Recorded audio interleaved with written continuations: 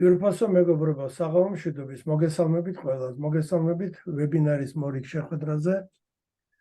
ჩვენ ზაფხულში ქონდა შესვენება, აგვისტოში არ ჩაგვიტარებია ვებინარი და ეს სექტემბრის ბოლოს განვაახლებთ ჩვენს ტრადიციულ ყოველთვიურ ვებინარებს. ეს გვაქვს ძალიან საინტერესო მოხსენება, არც თუ განებივრებული ვართ ასეთი თემატიკით. კერძოდ მოხსენება შეეხება ლურჯ ეკონომიკას, მის გამოწვევებს ზოგადად და კონკრეტულად რა პრობლემების წინაშე დგება საქართველო. ბევრმა შეიძლება არ იცოდეს ეს სიტყვათა წყობა ლურჯი ეკონომიკა. ეს ახალი ტერმინი გამოჩნდა 2015 წელს. მას აქვს გარკვეული გამოცდილება ამ მიმართულებით დაგროვებული კვლევების, არის გარკვეული საინტერესო შედეგებიც. და დღევანდელი ჩვენი ვებინარის პრეზენტატორი, მოხსენებელი არის პროფესორი თეა ლაზარაშვილი. ქალბატონი თეა წარმოადგენს ეკონომიკის აკადემიურ დოქტორს ივანე ჯავახიშვილის თბილისის სახელმწიფო უნივერსიტეტის პაატა გუგუშვილის სახელობის ეკონომიკის ინსტიტუტის დირექტორის მოადგილე სამეცნიერო დარგში. ის ამ ინსტიტუტის მთავარი მეცნიერი თანამშრომელია, იმავდროულად კავკასიის საერთაშორისო უნივერსიტეტის ასოცირებული პროფესორი. ჩვენი ვებინარის ყველა მონაწილეს შევახსენებ ვებინარის ზოგად სტანდარტს. ჩვენ მოხსენებელს ვაძლევთ 1 საათამდე დროს. 1 საათის მას შეუძლია დრო სრულად გამოიყენოს, შეუძლია ნაკლები დროს დახარჯოს, მაგრამ ვებინარის გრძელდება მხოლოდ 2 საათი. 9 საათზე ვებინარს ნებისმიერ შემთხვევაში ვასრულებთ და ამიტომ ის დრო, რომელიც ქალბატონი თეა ლაზარაშვილის მოხსენების შემდეგ დაგვრჩება, გამოყენებული იქნება კითხვა-პასუხისთვის, კომენტარებისთვის და ამისთვის მე ვთხოვ ჩვენი ვებინარის მონაწილეებს, რომ მათი კომპიუტერის პანელზე გამოიყენონ პანჯარა, რომელსაც აწერია Q&A, questions and answers. ანუ სპეციალური პანელზე არის პანჯარა, რომელიც იძლევა საშუალებას, რომ მოგმართონ კითხვებით. და უბედურეს შემთხვევაში შეიძლება ისარგებლონ მეორე პანჯრით, რომელსაც ჰქვია chat, მაგრამ რა თქმა უნდა, უფრო ჯობია ვისარგებლოთ questions and answers. ძალიან გქონთ გააკონტროლეთ, რომ თქვენი სახელი და გვარი ჩანდეს. თუ არ ჩანს თქვენს ეკრანზე, მაშინ გამოგზავნოთ კითხვას თუ კომენტარს, მიაწერეთ ვინ არის ამ კითხვის თუ კომენტარის ავტორი. ანონიმურ კითხვებს და კომენტარებს უბრალოდ არ წავიკითხოთ.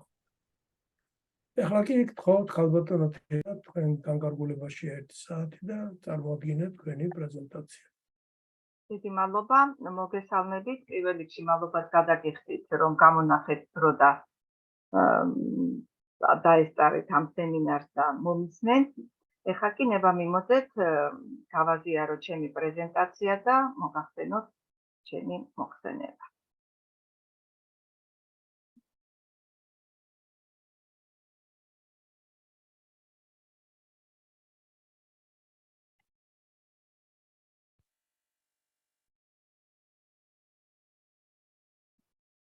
როგორც მოგახსენებთ, თემას დღევანდელ მოხსენებას ქვია ლურჯი ეკონომიკის გამოწვევა და საქართველო.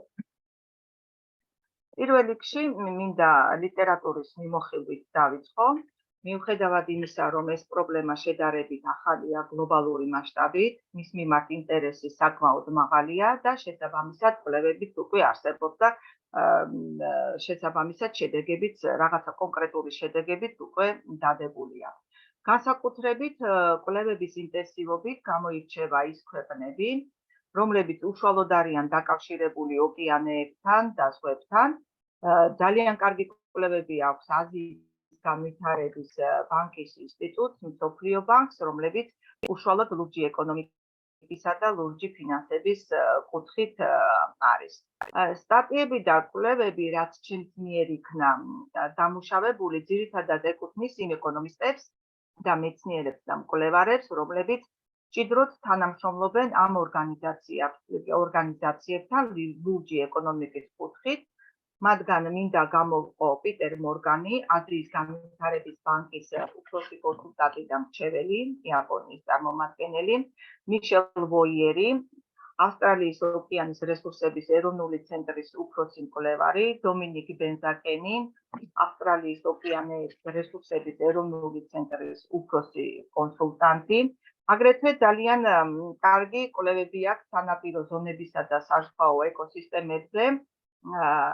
ბურკეტს, ფორბს, მიმურას, ბიმერს, ლურჯი ეკონომიკის გამოწვევებზე მუშაობენ როსა მარიე მარტინეს ვასკესი, ხაიმე დე პაბლო ვალენსიანი, ხოლო ევროკავშირის ლურჯი ეკონომიკის საკითხებზე კვლევები აქვს ანა ადამოს, ანა პერალტა ბაპტისტას, თომას ტელსინგის და სხვა.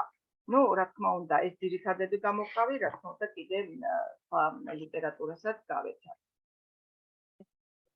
ეხლა უშუალოდ გადავალ მოხსენებაზე და მინდა თქვენი ყურადღება გავამახვილო ლურჯი ეკონომიკის გამოწვევებზე.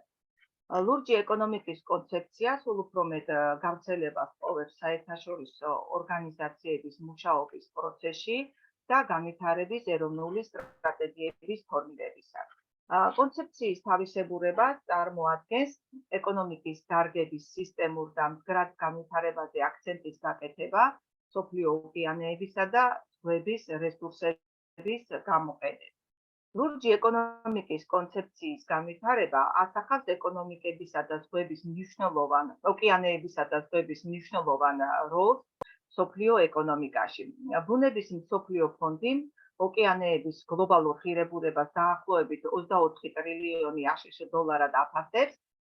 სულსათისა და სოფლის მეურნეობის საერთაშორისო ორგანიზაციის შეფასებით ოკეანეები და ზღვები უზრუნველყოფენ საკვებით დედამიწის მოსახლეობის დაახლოებით 10-12%. კლიმატის ცვლილების მთავრობათაშორისი პანელის ჯგუფის შეფასებით ოკეანეები შთანხმავენ ადამიანის მიერ გამომუშავებული ნახშირორჟანგის დაახლოებით 30%. მსოფლიო ოკეანეების ეკოსისტემის მიზანსწრაფული დეგრადაცია და მისი რესურსული ბაზის განადგურება ეკოლოგიური და ეკონომიკური დატვირთვის გაზრდის გამო უშუალოდ ახდენს გავლენას იმ ადამიანთა კეთილდღეობასა და ჯანმრთელობაზე, რომლებიც ყველაზე მეტად ცხოვრობენ ოკეანეებსა და ზღვებთან დამოკიდებულ ქვეყნებში. ლურჯი ეკონომიკის გამოწვევები განვითარება რიგი გამოწვევების წინაშე დგას. ეს არის ძირითადად კლიმატური გამოწვევები, მსოფლიო ოკეანის დაბინძურება და ოკეანის ცოცხალი რესურსების გადაჭარბებული გამოყენება. მზარდი გამოწვევების მიუხედავად, ოკეანე უზარმაზარ შესაძლებლობებს თავაზობს ადამიანებს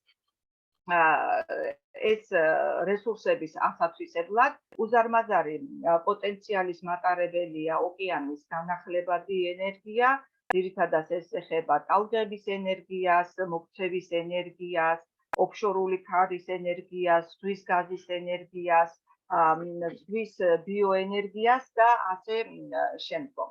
ოკეანის ფსკერი მწვანე გადახვლისათვის შეიცავს კაცობრიობისათვის აუცილებელ მინერალებს, ზღვის ბიოტექნოლოგიები, საშუალებას გვაძლევს ახალი ფარმაცევტული საშუალებების, წამლების, კოსმეტიკის, მეცხოველეობის, საკვები დანამატების შემუშავებისათვის და ატმოსფეროში მეთანის გამოწყორცნის შემცირების საშუალებებისათვის.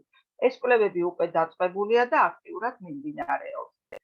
ეროვნული შემოსავლების ფორმირება ხდება ლურჯი ეკონომიკის მდგრადი და კომპლექსური მართვით, რომელიც დაფუძნებულია ისეთ ინსტრუმენტებზე, როგორიცაა სანაპირო ზონების ინტეგრირებული მართვა, საზღვაო სივრცითი დაგეგმარება, დაცული ზღვის ტერიტორიების შექმნა. ლურჯი ეკონომიკის თანამედროვე გამოწვევები ქმნიან მათი მართვისადმი საერთაშორისო მიდგომების ფორმირების აუცილებლობას და ლურჯი ეკონომიკის სფეროში უკვე იქმნება საერთაშორისო თანამშრომლობის ახალი ფორმები, დგება ახალი ფორმატები, ფორმირდება საერთაშორისო სამართლებრივი ბაზა ოკეანის რესურსების ასათვისებლად იქნება ლურჯი ოკეანის პროექტების ფინანსირების ახალი მექანიზმები, მუშავდება სხვადასხვა ინდიკატორები ლურჯი ეკონომიკასთან მიმართებაში, მათი დარგების პროგრესის შესაფასებლად და სოციალური და ეკონომიკური გრადობის გაზრდისთვის და გაზომვისათვის. ქვეყნების მიერ საერთო კონსენსუსი ლურჯი ეკონომიკის კონცეფციის გაგებასთან მიმართებაში და მსოფლიო ოკეანის პოტენციალის გამოყენების ზრდისათვის პირველად მიღწეულა გაეროს კონფერენციის რიო 20-ის მდგრადი განვითარების ფარგლებში 2012 წელს. კონცეფციის იდეა მერე შემდგომ უკვე 2015 წელს საფუძვლად დაედო გაეროს მდგრადი განვითარების მე-14 მიზნის წყალქვეშა რესურსების განსაზღვრად. ლურჯი ეკონომიკის კონცეფცია ზოგადად მიმართულია ეკონომიკის იმ დარგების სისტემური და მდგრადი განვითარებისაკენ, რომლებიც დაკავშირებული არიან მსოფლიო ოკეანეებისა და ზღვების რესურსების გამოყენებასთან და გამოხატავს მსოფლიო თანასაზოგადოების მისწრაფებას, იპოვოს ბალანსი შემდგომ ეკონომიკურ ზრდასა და განვითარებას, ეკოლოგიურ უსაფრთხოებას და დედამიწის მოსახლეობის სოციალურ კეთილდღეობის უზრუნველყოფას შორის. საზღვაო და სანაპირო ეკოსისტემის სასარგებლო თვისებების და წარმოებული მომსახურების სპექტრი საკმაოდ ფართოა და ურთიერთდაკავშირებულია. ესენია ძვირფასი საზღვაო ორგანიზმების საარსებო გარემო, რესურსები აკვაკულტურისათვის, სანაპირო ხაზების სტაბილიზაცია და ბუნებრივი მოვლენებისაგან დაცვა, შესაძლებლობები დაუშვათ ტურიზმისათვის და დასვენებისათვის, რესურსები ადგილობრივი წარმოებისათვის და გლობალური მეთოდების ჯაჭვისათვის. ეჭვგარეშე რომ ერთი საარსებო გარემოს არარაციონალური გამოყენება აუცილებლად გამოიწვევს სხვა მომსახურების და ძვირფასი რესურსების დაკარგვას და მათზე ზიანის მიყენებას. ეკოსისტემებს ეკონომიკურ აქტივობებს, ანთროპოგენულ ზემოქმედებასა და კლიმატის ცვლილებების პროცესებს შორის ურთიერთკავშირების გაგებას და დაკვირვებას და მათ შორის ამ კავშირების დადგენას გადამწყვეტი მნიშვნელობა გააჩნია სანაპირო და საზღვაო რესურსების მდგრადი გამოყენების უზრუნველსაყოფად. ლურჯი ეკონომიკის კონცეფცია თავაზობს მართვის ტრადიციული დარგობრივი მიდგომებიდან ეკოსისტემურზე გადასვლას, ეყრდნობა არა პოლიტიკის ისეთ ინსტრუმენტებს, როგორიც არის სანაპირო ზონების ინტეგრირებული მართვა, საზღვაო სივრცითი დაგეგმარება, დაცული საზღვაო ტერიტორიების შექმნა და ასე შემდგომ. მართვის ეკოსისტემური მიდგომა ლურჯი ეკონომიკის კონცეფციასთან მიმართებაში ორ ძირითად სპექტრს გამოყოფს, ეს არის სისტემური და მოქნილი მიდგომა და აგრეთვე ყველა ასპექტისა და ურთიერთკავშირის აღრიცხვა. ამ მიდგომების შესასრულებლად ძალიან მნიშვნელოვანია ეკოსისტემის ელემენტებს შორის მოხდეს კავშირების დადგენა, სახეებისა და საარსებო ადგილების ჩათვლით, მოხდეს ადამიანის მაქსიმალური ზემოქმედების შეფასება, რომელსაც ის ამ ეკონომიკაზე ახდენს, რესურსების მართვის მრავალჯერადი გამოყენება დაიწყოს, ცვალებადი გარემოს შესწავლა მოხდეს და მაქსიმალურად მასთან ადაპტაცია და ადამიანის კეთილდღეობაში ეკოსისტემური მომსახურების პირდაპირი და იგივე წვლილის გათვალისწინება. ლურჯი ეკონომიკის დარგების განსაზღვრისა და კლასიფიკაციის მიმართ ზოგადად მსოფლიო პრაქტიკაში სხვადასხვა მიდგომები არსებობს. მნიშვნელოვანია მაგალითად მსოფლიო ბანკის კლასიფიკაცია ეკონომიკური საქმიანობის საქმეების მიხედვით და აქ არის ჩამონახაზე თქვენ სქემაზე თქვენ ხედავთ საქმიანობის ძირითად სახეებს, რომელიც მსოფლიო ბანკის კლასიფიკაციით არის ჩამოყალიბებული და შესაბამისად დარგებს, რომლებიც ამ სახეებისთვის არის განკუთვნილი. პირველი ეს არის ზღვის ცოცხალი რესურსების ჭერა და მათ ვაჭრობა ზღვის პროდუქტებით. ამ დარგებს მიეკუთვნება ძირითადად ზღვის პროდუქტებისა და თევზის დაჭერა, ზღვის ცოცხალი რესურსების გამოყენება ფარმაციაში, სასუქებისა და ქიმიური დანამატების წარმოებისათვის.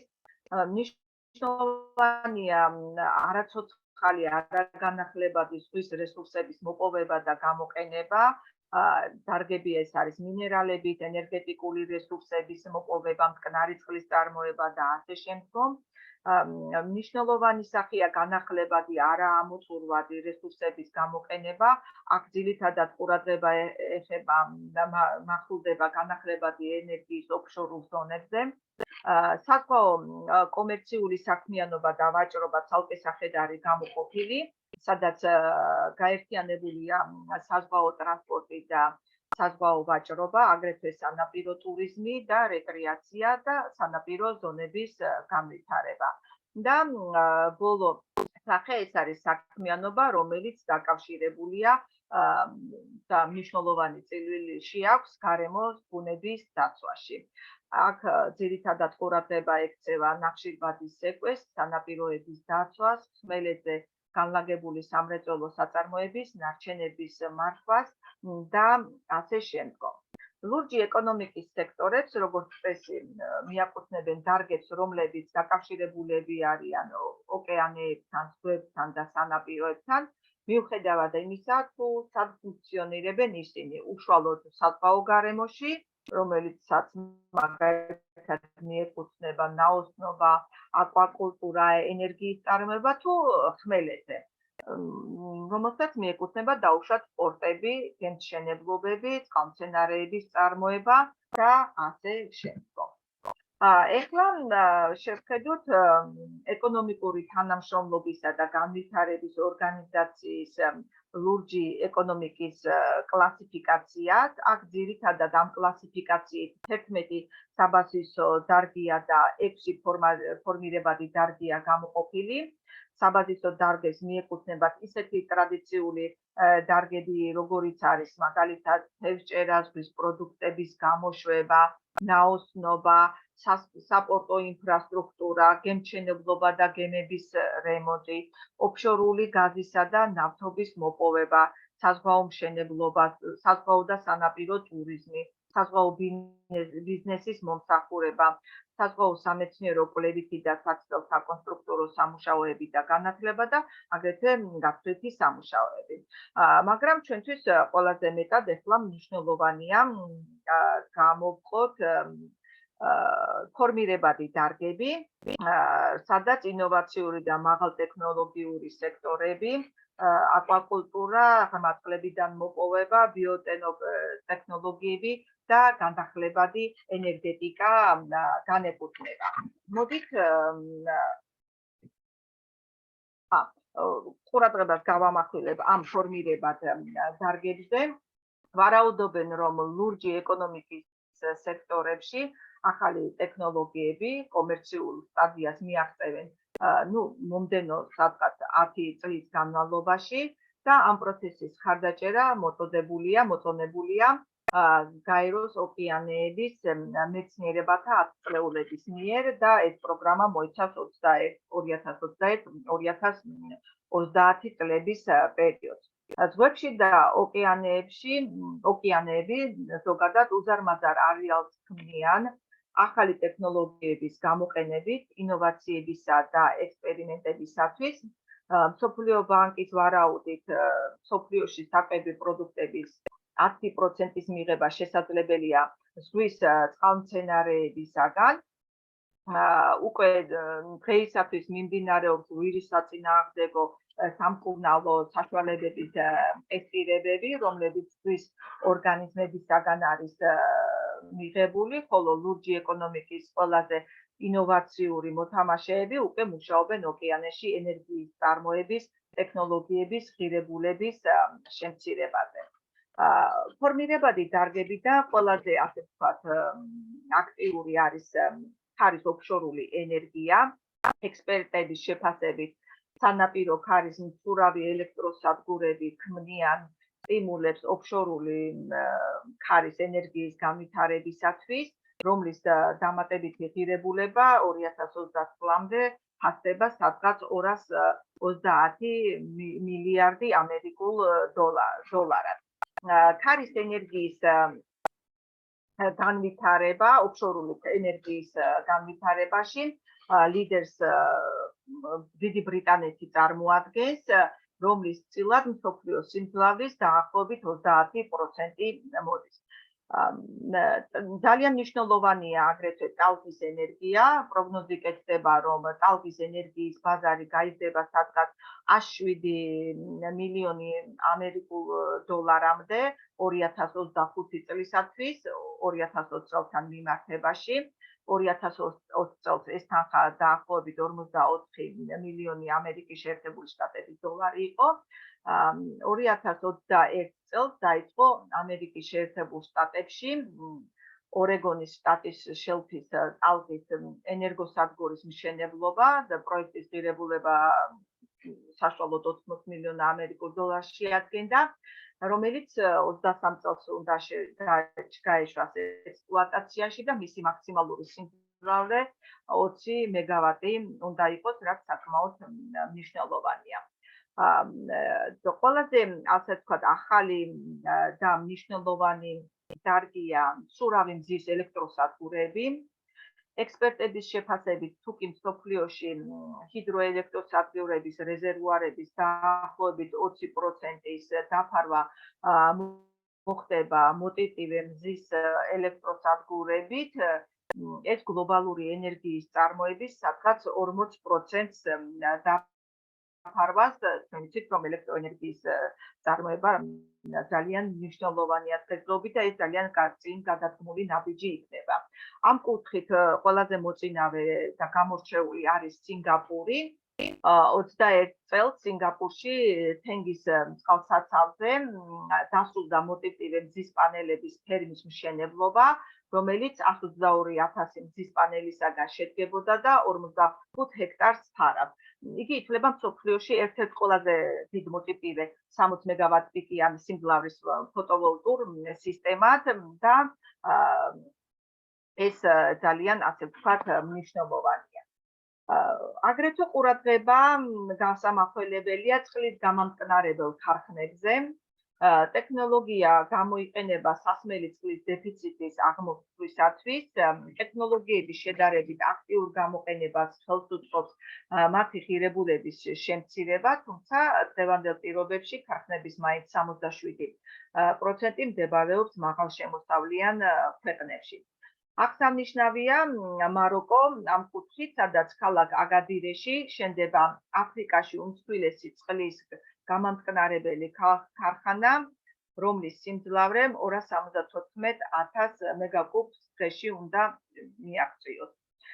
ქარხანამ უნდა უზრუნველყოს რეგიონში მცხოვრები 2,3 მილიონი ადამიანის მტკნარი წყლით უზრუნველყოფა და აგრეთვე დაგეგმილია, რომ ამ წყლის გამოყენება მოხდება სასოფლო-სამეურნეო მიწის დაახლოებით 15,000 ჰექტრის მოსარწყავად, რაც იმ რეგიონისთვის ძალიან მნიშვნელოვანია. ძალიან დიდ ყურადღება ექცევა აგრეთვე მოქცევითი ტალღის ენერგიას. მოქცევის ელექტროსადგურები გამოიყენებენ დედამიწის ბრუნვის ენერგიას. ისინი შენდება ზღვის ნაპირებზე, სადაც დღის განმავლობაში ფიქსირდება წყლის მოცულობის მკვეთრი ცვლილება და მსოფლიოში ერთ-ერთი ყველაზე მსხვილი მოქცევის ელექტროსადგურს დღეისათვის წარმოადგენს კორეის რესპუბლიკის ჩრდილო-დასავლეთ სანაპიროზე, სიფლის ხელოვნურ ყურეში განთავსებული სადგური, რომლის სიმძლავრე 254 მეგავატია და იგი 2011 წლიდან ფუნქციონირებს. ძალიან აქტუალურია ზღვის აკვაკულტურების გაშენება ხმელეთზე. რომელიც საშუალებას იძლევა ზღვებისა და ოკეანეების დაბინძურებისა და თევზჭერის შემცირებისათვის, ამერიკის შეერთებული შტატების კომპანია Atlantic Sapphire იყენებს ორაგულის გაშენების ტექნოლოგიას Blue House კონტეინერებში ხმელეთზე და ეს მდებარეობს ფლორიდის შტატში. კომპანიამ 2020 წელს დაიწყო წარმოება და მისი უახლოესი სამიზნეა დაახლოებით 9,500 ტონა წელიწადში, ხოლო 2031 წლისათვის იგეგმება დაახლოებით 222,000 ტონის წარმოება წელიწადში. ყურადღებაა გასამახლებელი კიდევ ზღვის ბიოტექნოლოგიებზე, წყლის ბიოლოგიური გარემოს პოტენციალის პრაქტიკულ გამოყენებას გააჩნია რიგი პერსპექტიული მიმართულებები და ეს მიმართულებებია ბიოენერგეტიკა, ფუნქციური კვების პროდუქტებისა და წამლების შემუშავება, მინერალების მოპოვება, კვების პროდუქტების მოპოვება, ძვირფასი სახეობის წყალმცენარეებისა და თევზების გაშენება. ეხლა განვიხილოთ მოკლედ ის ეროვნული სტრატეგიები და მართვის მიდგომები, რომელიც გამოიყენება მსოფლიოში ლურჯ ეკონომიკასთან მიმართებაში. პირველად შევეხები ევროკავშირს, მდგრადი განვითარების საერთო მიდგომები პირველად ფორმირებულ იქნა ევროკავშირის მიერ 2007-2008 წლებში. ინტეგრირებული საზღვაო პოლიტიკა ჩამოყალიბდა შემუშავდა 2007 წელს, ხოლო ევროკავშირის საზღვაო სტრატეგიის ჩარჩო დირექტივა 2008 წელს.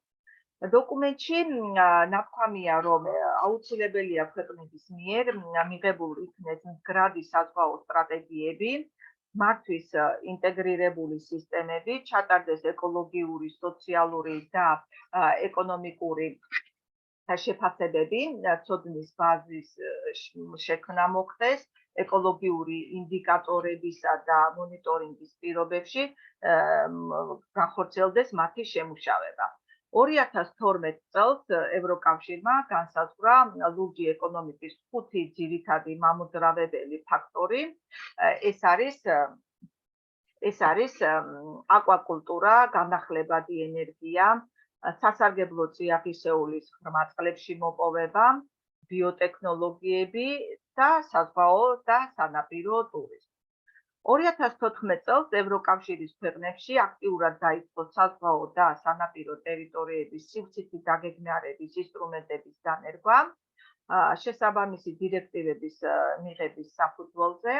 2021 წელს ევროკომისიამ შეიმუშავა ლურჯი ეკონომიკის მდგრადი განვითარებისათვის ახალი მიდგომა ევროკავშირში, ჩარჩო დოკუმენტი იქნა შემუშავებული, რომელიც აღწერდა ევროკავშირის პრიორიტეტებს საზღვაო და სანაპირო ზონების გარემოს ეკოსისტემური მართვის სფეროში. დოკუმენტი მოიცავს ამოცანების სივრცობრივ დაგეგმარების, დეკარბონიზაციის, ბიომრავალფეროვნების აღდგენის, მეცნიერებისა და ტექნოლოგიების განვითარების, ცირკულარული მოდელებისა და კვების სისტემის მდგრადობის ამაღლების ნაწილში და სფეროში, რომელიც ხელს უწყობს დასაქმებას და პროფესიული უნარების განვითარებას. ამ მიდგომებით და სტრატეგიული ხედვით მნიშვნელოვანია გამოყოთ ინდოეთი. სამთავრობლო დოკუმენტებში, რომელსაც ეწოდება ახალი ინდოეთის ხედვა 2030, შემუშავებული იქნა 2019 წელს და ლურჯი ეკონომიკა გამოყოფილია როგორც ქვეყნის განვითარების საკვანძო მიმართულება.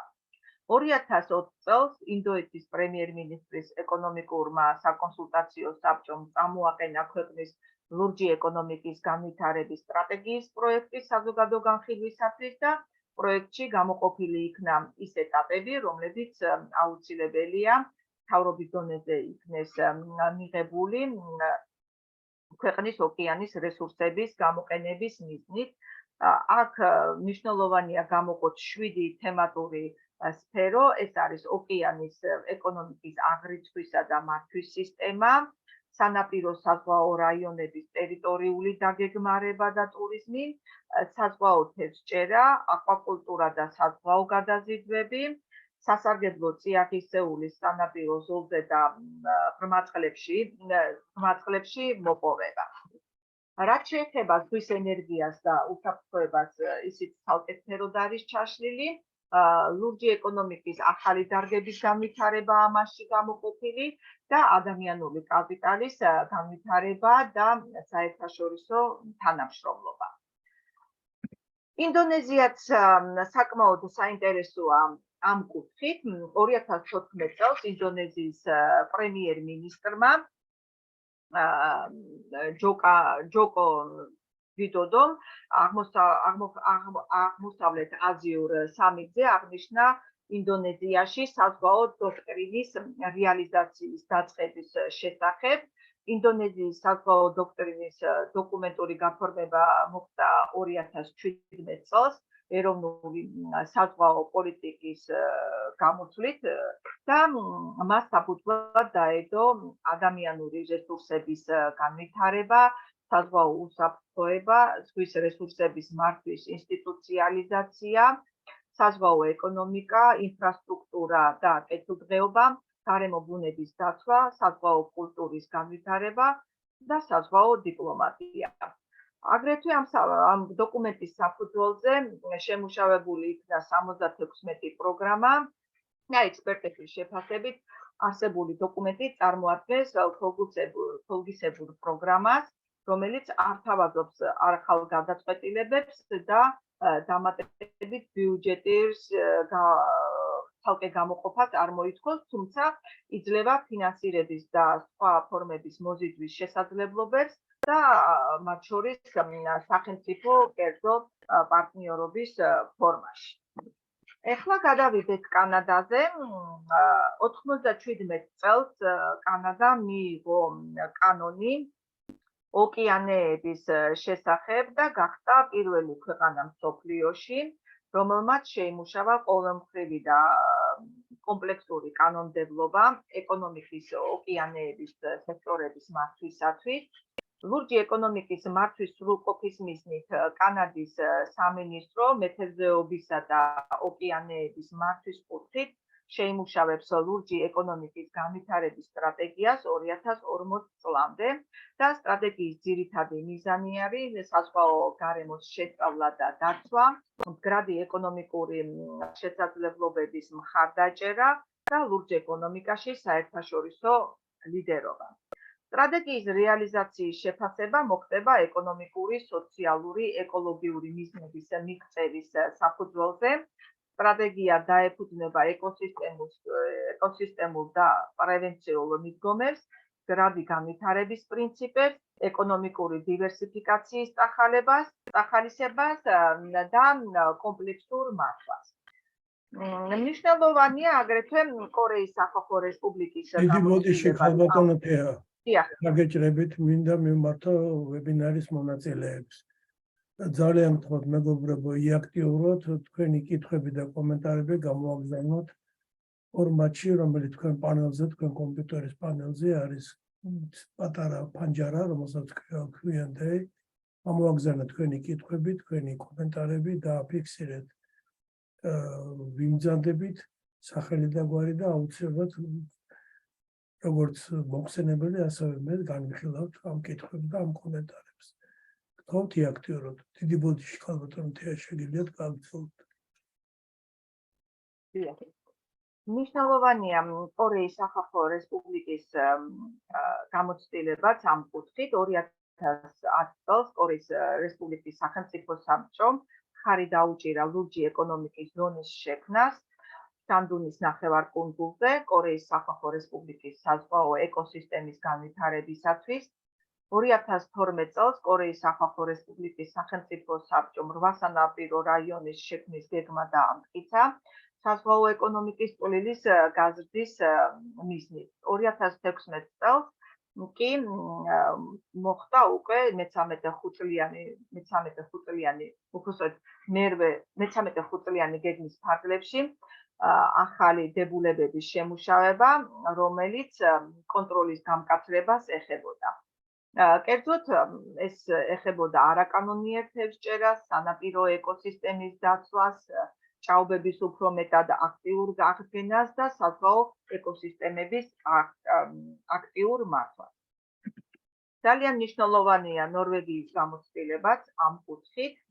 2017 წლის აპრილში ნორვეგიის მთავრობამ განსაზღვრა ოკეანის დღის წესრიგი და შეიმუშავა ოკეანის ეროვნული სტრატეგია.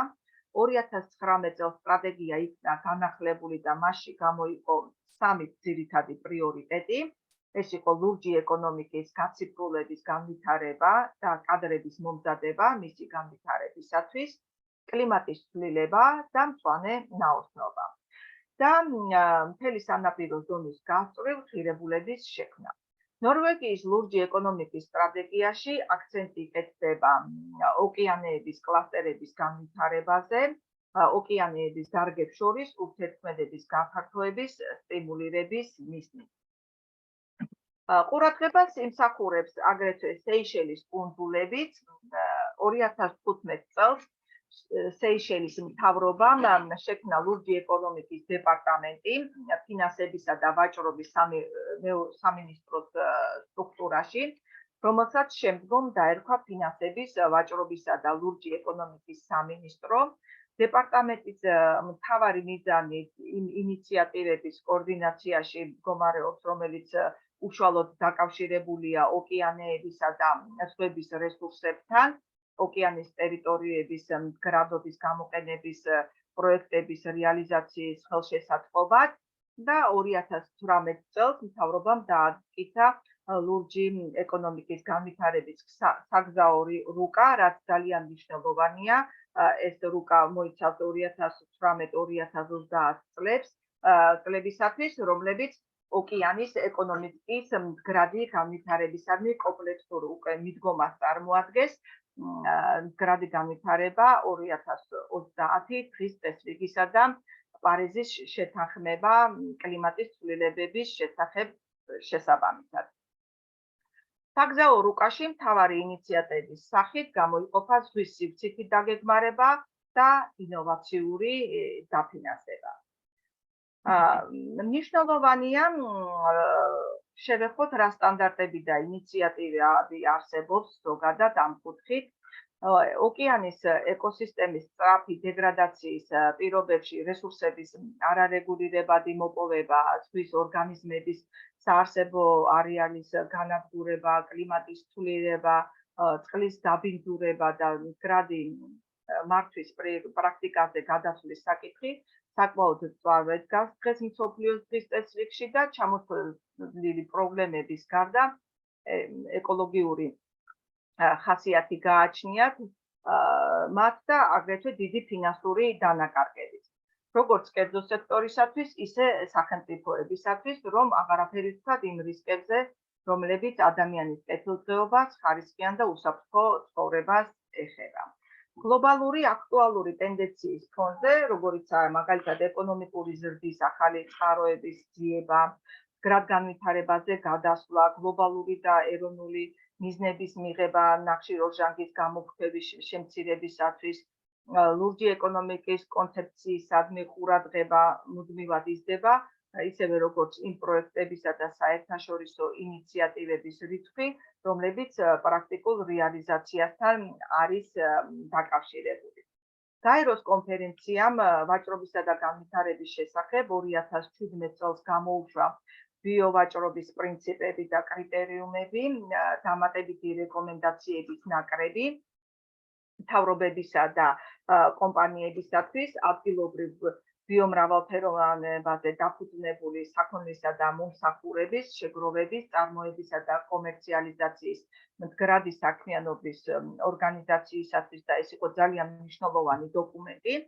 2020 წელს მოხდა ამ პრინციპების განახლება და გამოყენების სფეროს გაფართოება საზღვაო საქონლისა და მომსახურების კუთხით. გაეროს ინფორმაციით ეს პრინციპები უკვე 65 ქვეყანაში არის დანერგილი. მსოფლიო სავაჭრო ორგანიზაციის ფარგლებში მიმდინარეობს მოლაპარაკებები მავნე თევზაობის სუბსიდირების შეწყვეტის შესახებ, თუმცა მოლაპარაკებები გრძელდება სუბსიდირების გაუქმების შესახებ შეთანხმებაზე ხელმოწერის მიზნით, რომ საერთოდ მოხდეს მისი გაუქმება. საერთაშორისო საზღვაო ორგანიზაციის წევრები 2018 წლიდან შეთანხმდნენ შეემცირებინათ სასათბურე გაზების გამოფრქვევა მინიმუმ 50%-ით 2050 წლისათვის 2008 წელთან შედარებით და საერთაშორისო საზღვაო ორგანიზაციის სტრატეგიის სასათბურე გაზების გამოფრქვევის შემცირების კუთხით ფარგლებში. აღნიშნული ინიციატივის მხარდაჭერის მიზნით ნაოსნობის საერთაშორისო პალატამ და საზღვაო სამრეწველო დარგების სხვა ასოციაციებმა შეთავაზეს შეექმნათ სასათბურე გაზების გამოფრქვევის შემცირების მხარდაჭერის კვლევებისა და განვითარების ფონდი. ფონდის მუშაობის დაფინანსება შესაძლებელია მოხდეს ნაოსნობაში წიაღისეული საწვავის გამოყენებაზე, გადასახადების შემოღების ხარჯზე და აღნიშნული თემის განხილვა და კვლევა დღესაც მიმდინარეობს მათ შორის საერთაშორისო სავალუტო ფონდის მიერაც.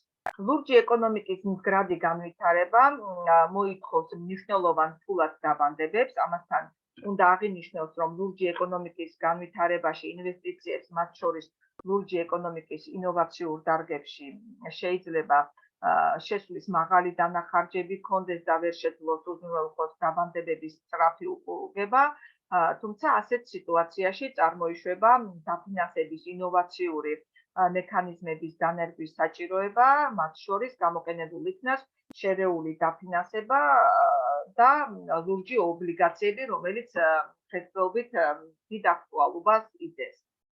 ექსპერტების შეფასებით ლურჯ ეკონომიკაში ინვესტიციების ამონაგების თანაფარდობა დაახლოებით 5-1-თან არის მიმართებაში.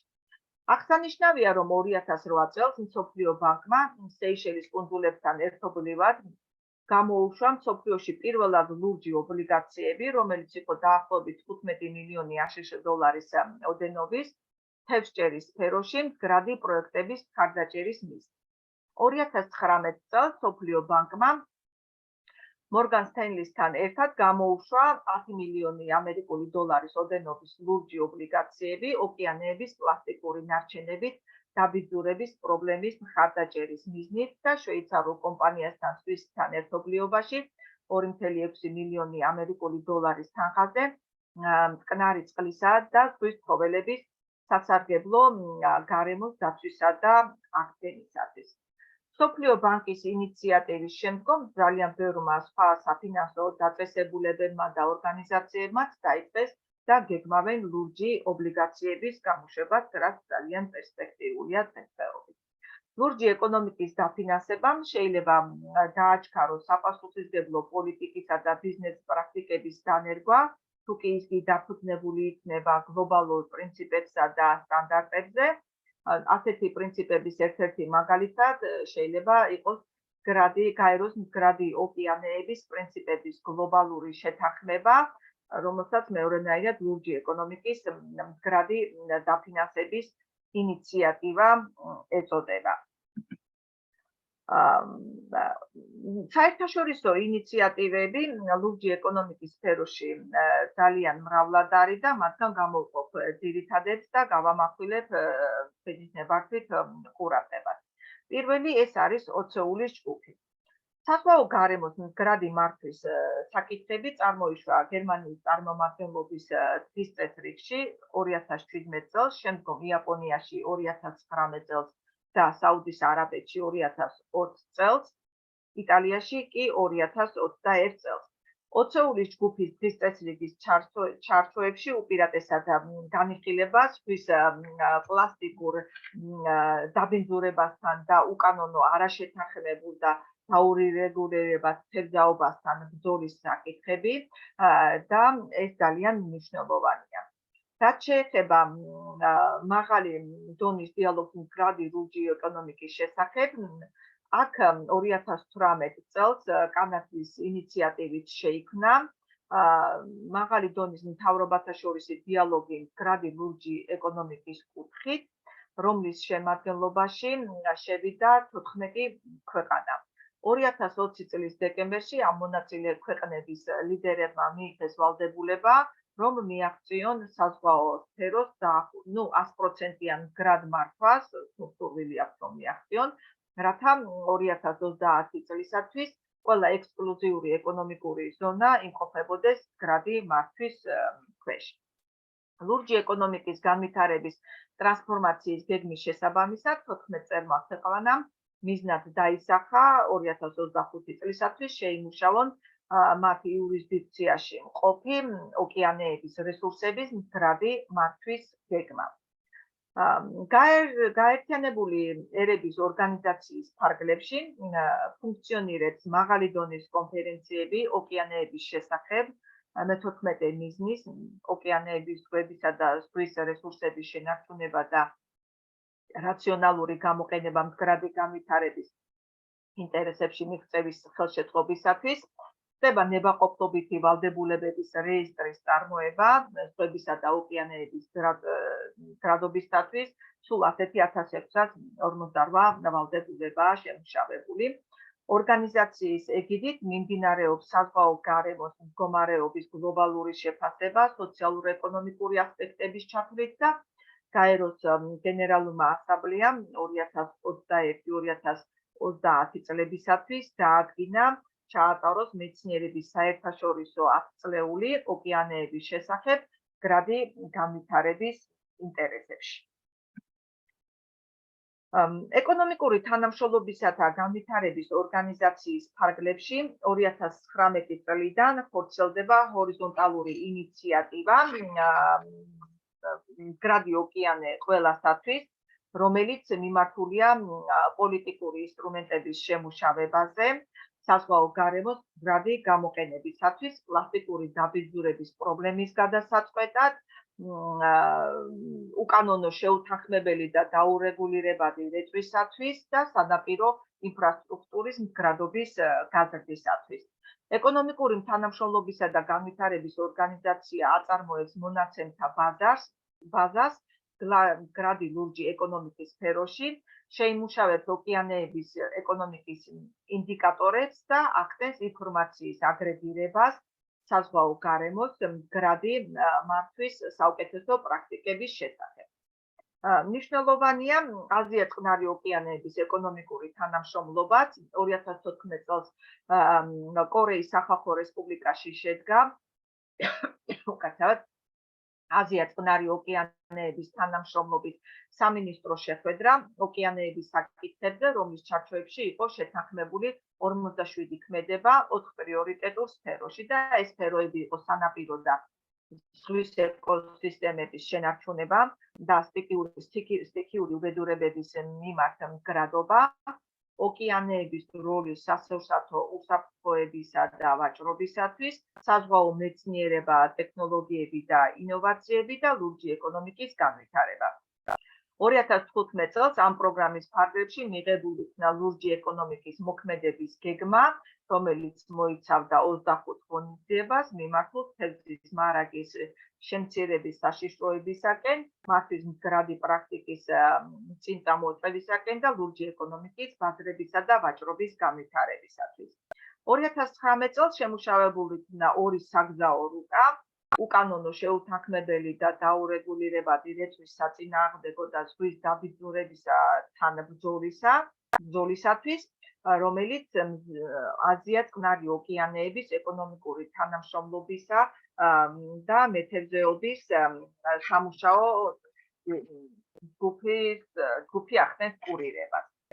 აგრეთვე გამოირჩევა არქტიკული საბჭო, რომლის ჩარჩოებში მასში შედის კანადა, დანია, ფინეთი, ისლანდია, ნორვეგია, რუსეთი და შვეიცარია და ამერიკის შეერთებული შტატები.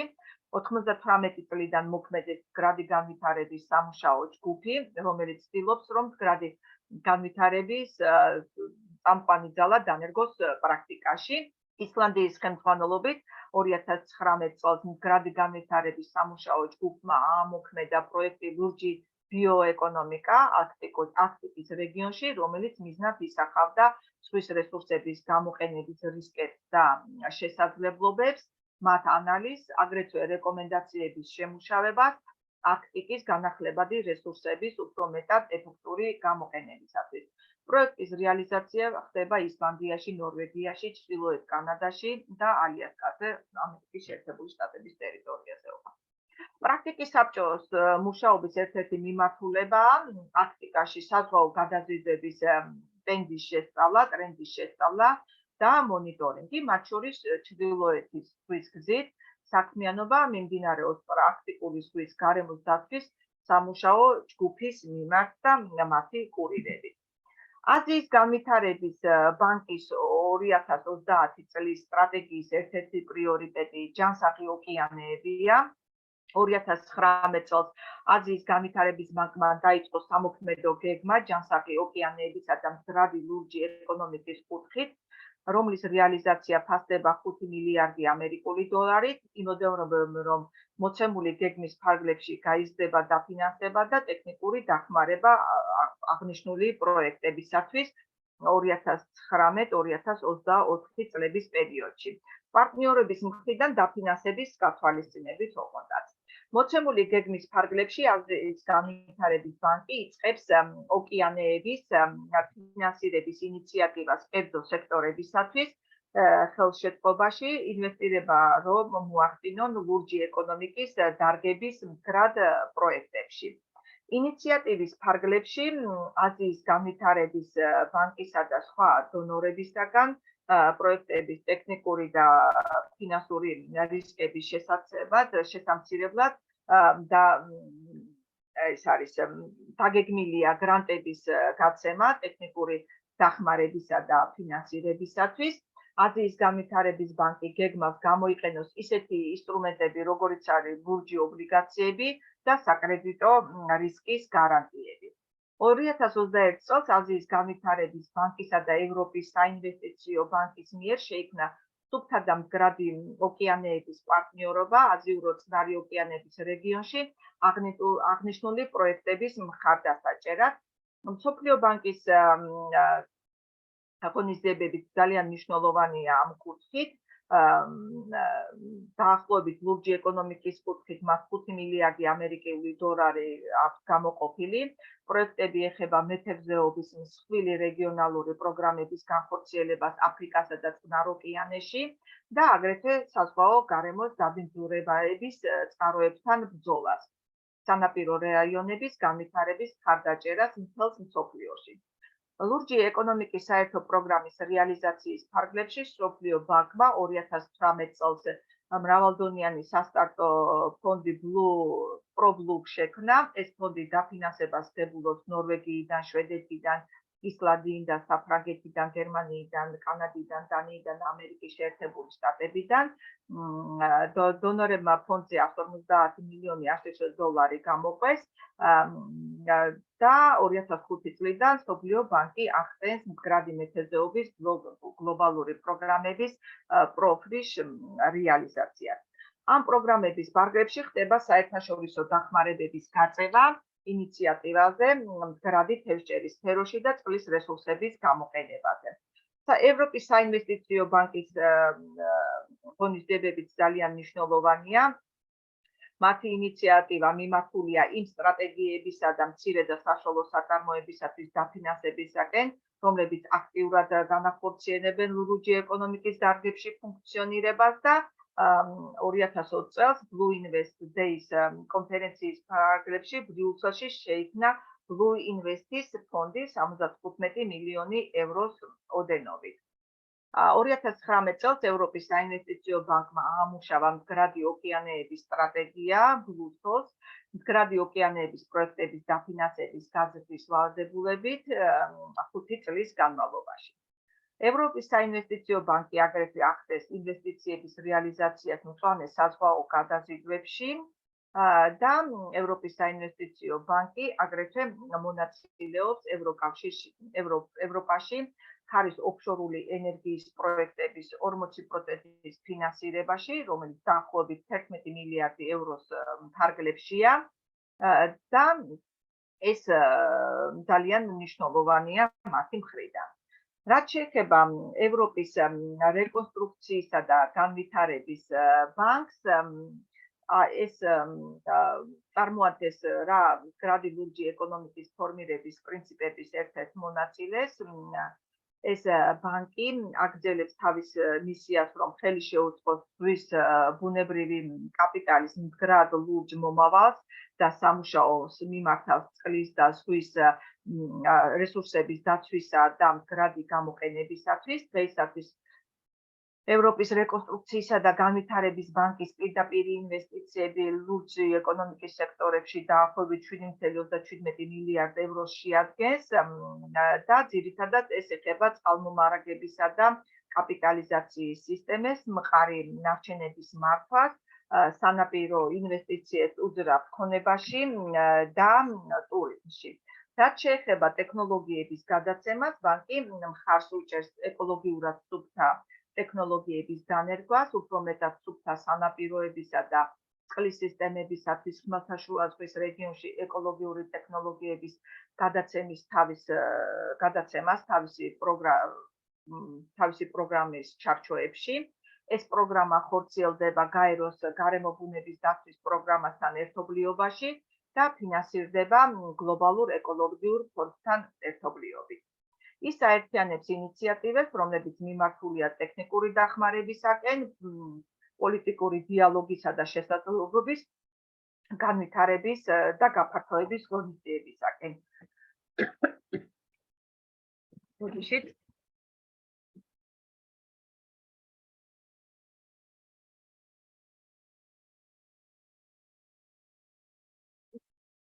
თანამშრომლობა საერთაშორისო საზღვაო ორგანიზაციებთან გრძელდება მდგრადი საზღვაო ტრანსპორტის ფინანსირებისათვის ინვესტიციების ინიციატივების ფარგლებში. ეს ინიციატივა უზრუნველყოფს რეგულარულ დიალოგებს დაინტერესებულ მხარეებს შორის საზღვაო ნაოსნობის სფეროში ფინანსური პრობლემების გადაწყვეტისას, რომლებიც დაკავშირებულია გადაზიდვების სექტორის შედარებით მდგარ და მყარ მომავალზე გადასასვლელად.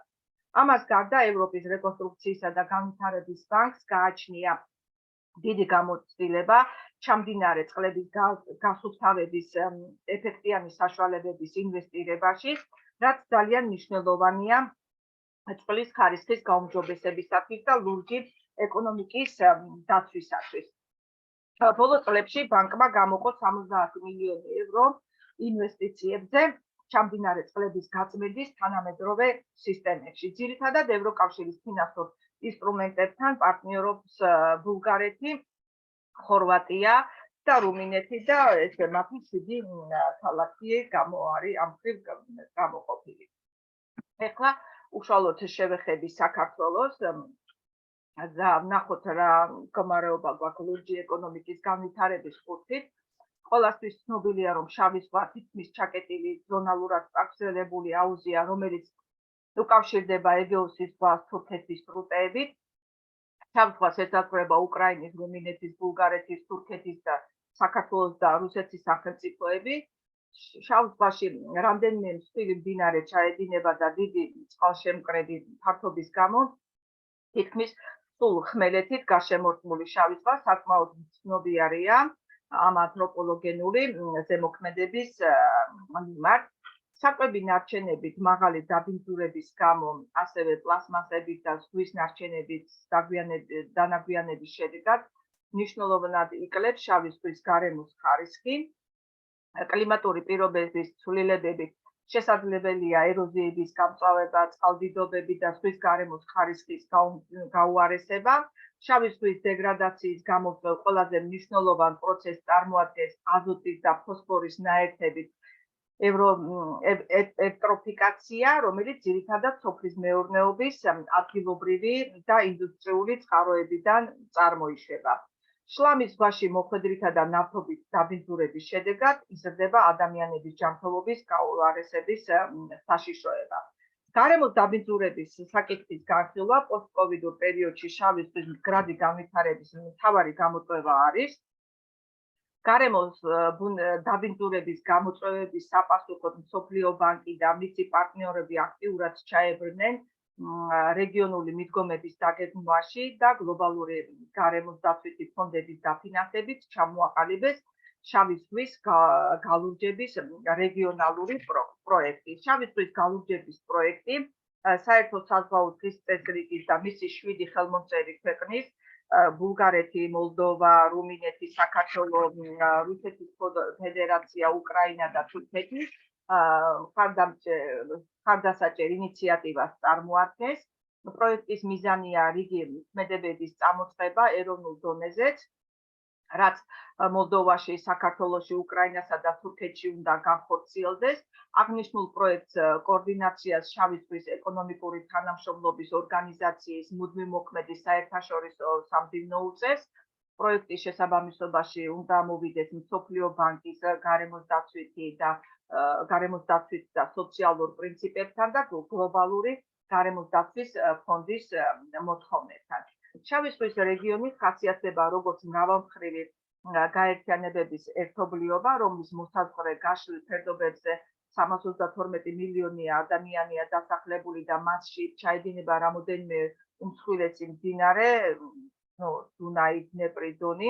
შავი ზღვის რეგიონი სტრუქტურულად არაერთგვაროვნებით გამოირჩევა და უნდა აღინიშნოს, რომ შავი ზღვის აუზის ქვეყნების სტრუქტურული, პოლიტიკური და სოციალურ-ეკონომიკური პირობები საკმაოდ განსხვავებულია.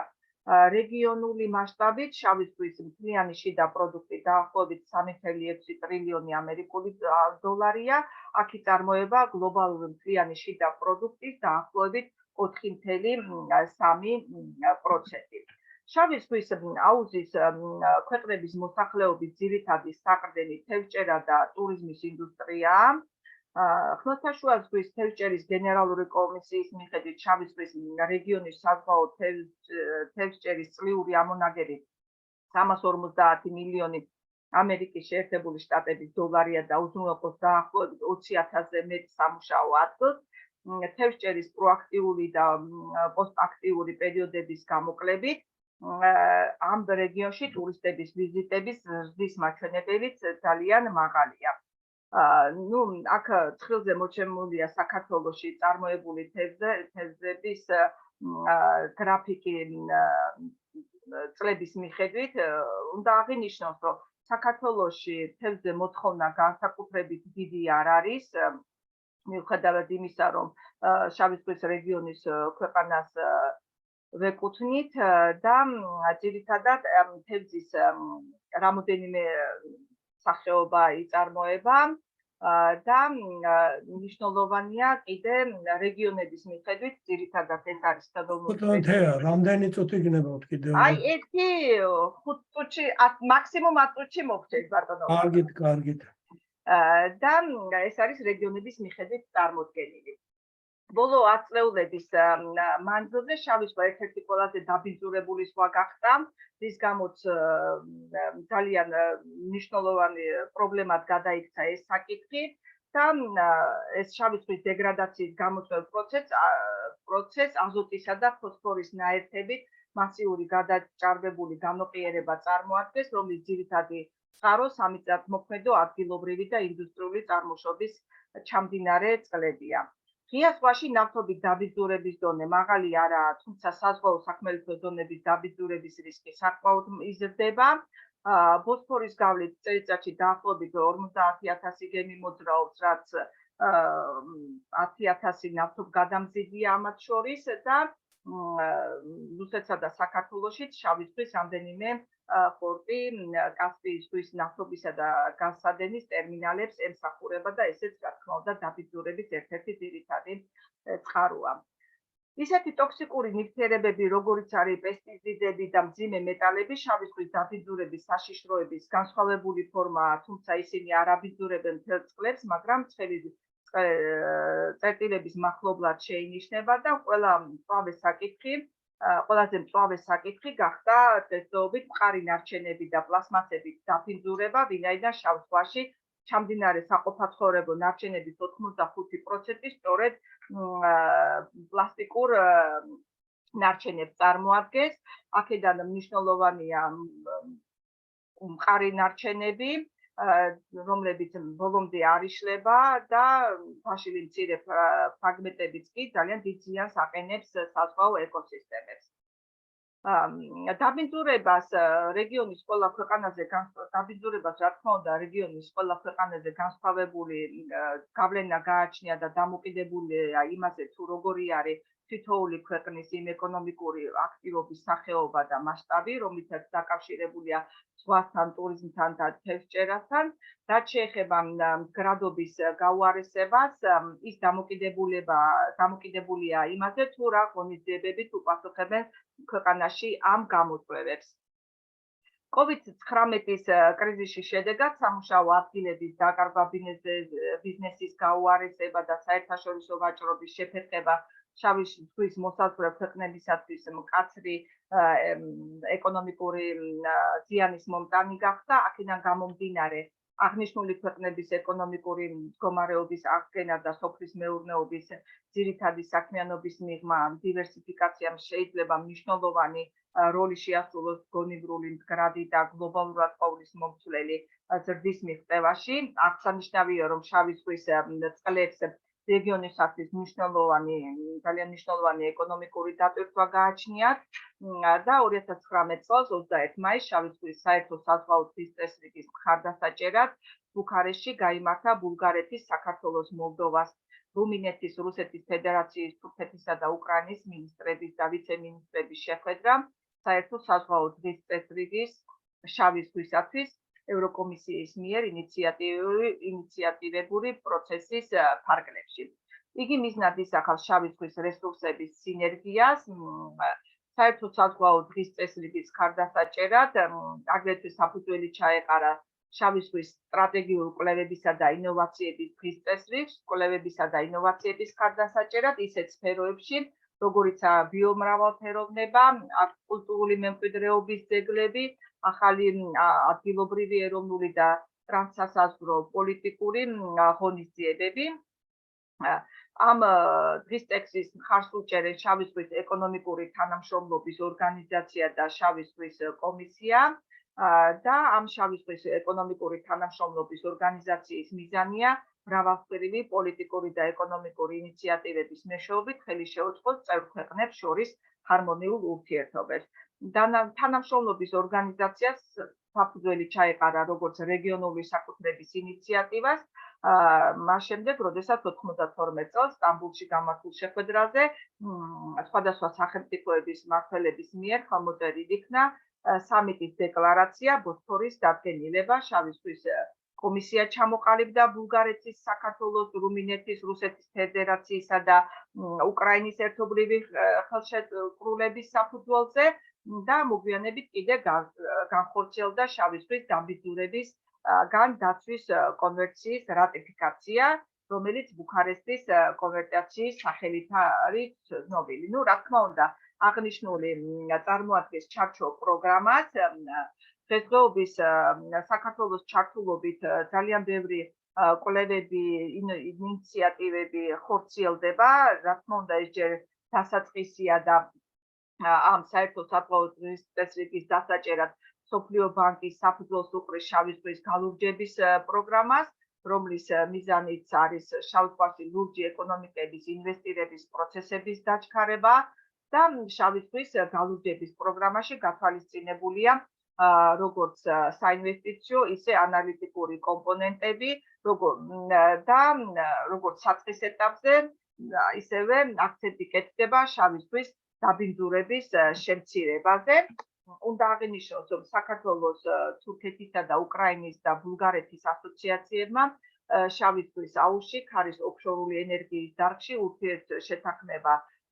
ურთიერთთანამშრომლობის შეთანხმება გააფორმეს და საქართველოს ქარის ენერგიის განვითარებით მნიშვნელოვნად ჩამორჩება ევროპას, თუმცა პოტენციალი ამ მიმართულებით ძალიან დიდი აქვს, რომლის ათვისებასაც ბაზრის ამოქმედებით და შესაბამისი ხარდაჭერის მექანიზმების გამოყენებით შეძლეს.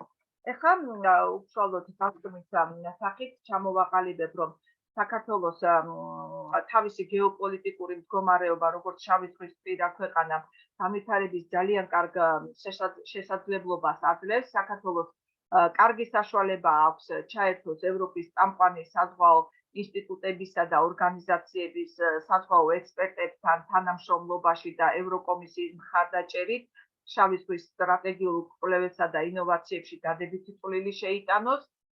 კვლევებში მონაწილეობა საშუალებას მისცემს საქართველოს გააძლიეროს სანაპირო და საზღვაო სექტორში ინფრასტრუქტურული შესაძლებლობები, განსაკუთრებით იმ პრობლემების გადაჭრაში, რომლებიც დღეს საქართველოს შავი ზღვის რეგიონში არსებობს. კონკრეტულად ეს ეხება საზღვაო ტრანსპორტისა და პორტების გაციფრულებასა და დეკარბონიზაციას, მეთევზეობას, აკვაკულტურიზმის განვითარებას და საზღვაო ტურიზმის კონკურენტუნარიანობის გაზრდას, აგრეთვე ნარჩენების შეგროვებასა და უტილიზაციას. ამ მხრივ საკმაოდ მნიშვნელოვანია ისეთი ღონისძიებები იქნას ჩატარებული, როგორიც არის გარემოს დაცვითი სტანდარტების დაგეგმვა, აკვაკულტურაში ახალი ტექნოლოგიების გამოყენება, თევზის საკვების ადგილობრივი წარმოება, კადრების მომზადება, გადამზადება, აკვაკულტურის განვითარებისათვის ალტერნატიული ზონების სივრცეების მოძებნა, განათლების, მეცნიერებისა და ინოვაციების მეშვეობით ლურჯის ზის პოტენციალის გამოვლენა ცოცხალი და განახლებად რესურსებში და შავ ზღვაზე სანაპირო და საზღვაო პოლიტიკის სტრატეგიის შემუშავება და განხორციელება.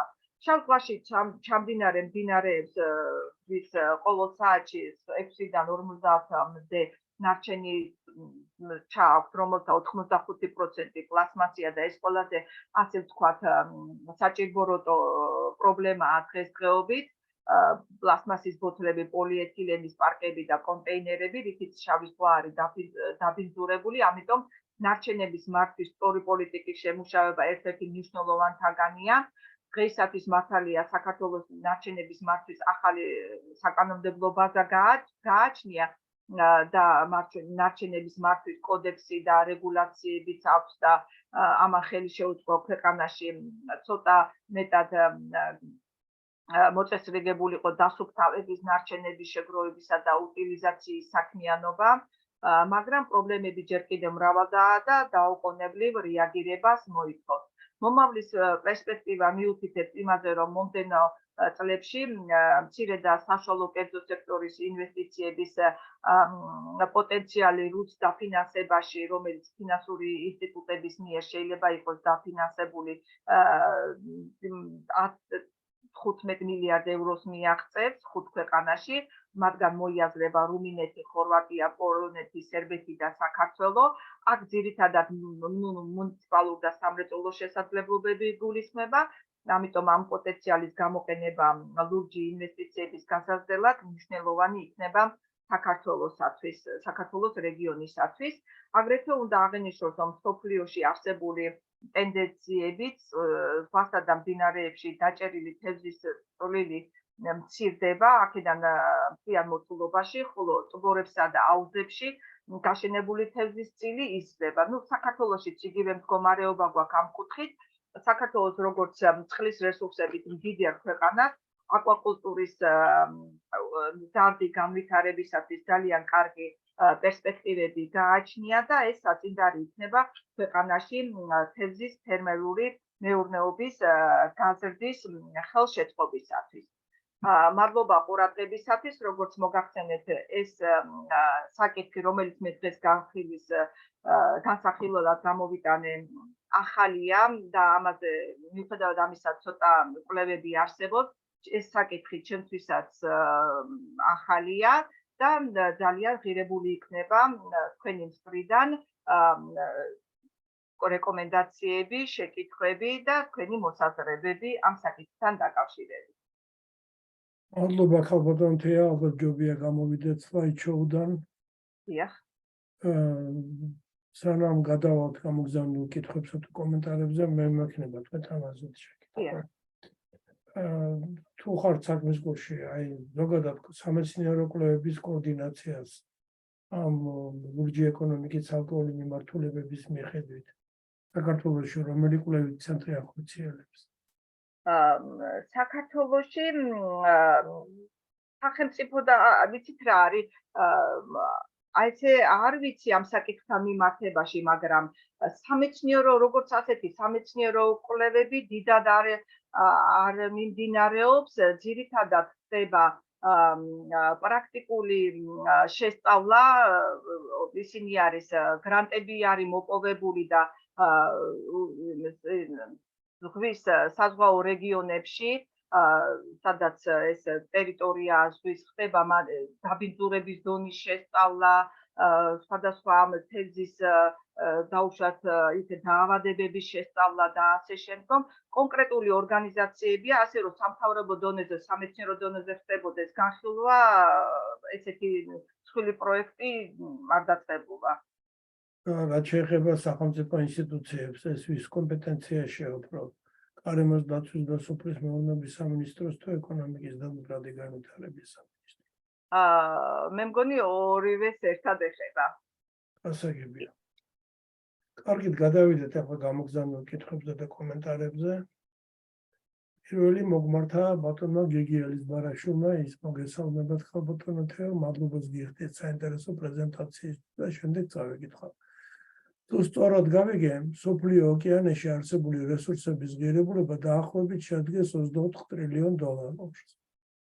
ხოლო წყალში არსებულ რესურსებზე საუბარი თუ კუნძულებით ითვლება. რამდენად განახლებადია აღნიშნული რესურსები?